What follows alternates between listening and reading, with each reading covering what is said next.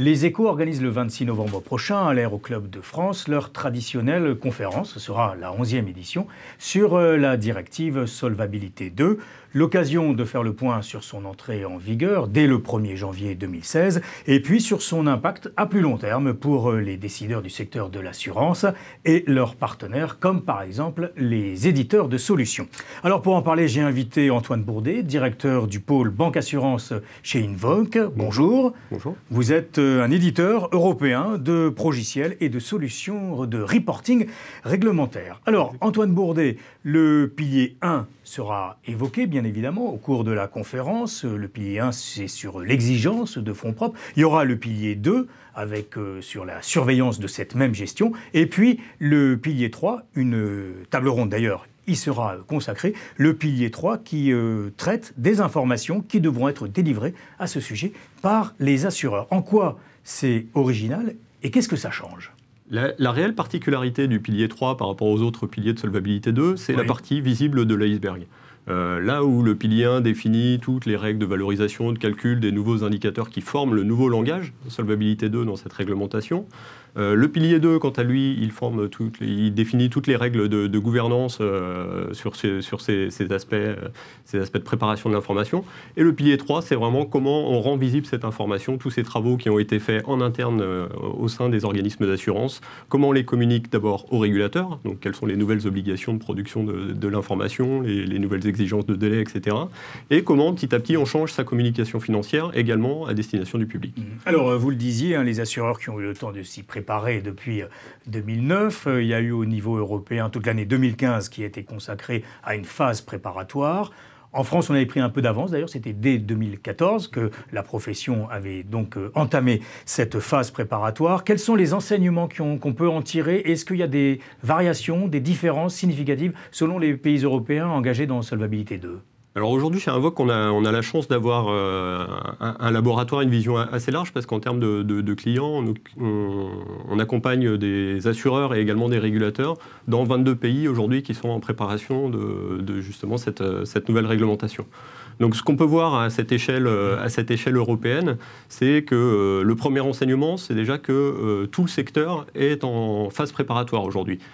Donc les assureurs, forcément, pour se préparer à cette nouvelle conformité, mais également les superviseurs et les régulateurs. Et c'est peut-être ça qui était un peu sous-estimé en termes de fait de préparation par la place, c'est que le superviseur européen, qui est l'EIOPA, a lui-même besoin de se préparer, d'adapter ces nouvelles règles, et en plus de les définir, d'accompagner l'ensemble de la place sur un support pour mieux comprendre cette réglementation. Alors, est-ce qu'il y a quand même des différences, par exemple, entre les Français, les Anglais ou les Allemands par rapport à Solvabilité 2 ? Oui, alors déjà en France, il y a un fait marquant, c'est que la CPR, donc l'autorité de contrôle du secteur, avait exigé dès 2014 de faire une première phase préparatoire, et ça c'est une spécificité française. On est le seul pays dans lequel, dès 2014, les assureurs ont eu besoin de produire envers le régulateur des indicateurs dans le nouveau format d'échange, etc. Donc ça, c'est vraiment, on a un an d'avance sur les autres pays dans ce domaine-là. Après, ce qu'on observe dans les autres pays européens, c'est qu'on a des différences vraiment significatives en termes d'approche, mais on arrive quand même à classifier les régulateurs entre ceux qui se sont dit le premier rendez-vous de la phase préparatoire, c'est début juin 2015. Nous, on ne sera pas au rendez-vous, on l'anticipe déjà, et donc on va décaler légèrement les dates des nouvelles obligations pour les assureurs. Et là, on va retrouver des pays comme l'Angleterre, par exemple, qui avait laissé un mois de délai en plus.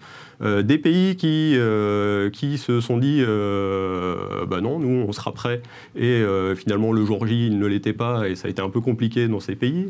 Donc on est plutôt dans les pays sud-européens, pour nommer précisément les mauvais élèves.